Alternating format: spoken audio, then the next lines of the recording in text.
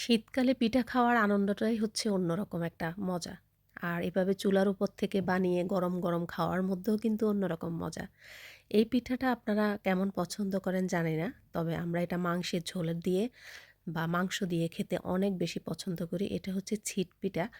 এখন আপনারা কি পিঠা বলেন অবশ্যই কমেন্টে জানাবেন।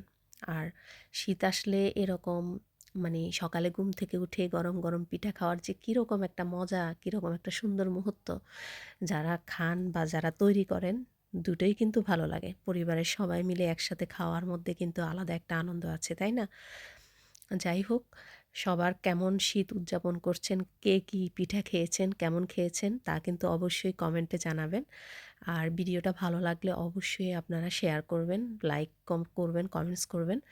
আমি আপনাদের সাথেই আছি, আপনারাও আমার পাশে থাকবেন। সুন্দর একটা দিন কাটুক আপনাদের। ভালো থাকবেন সবাই, সুস্থ থাকবেন এবং পেজের সাথেই থাকবেন। আল্লাহ হাফেজ।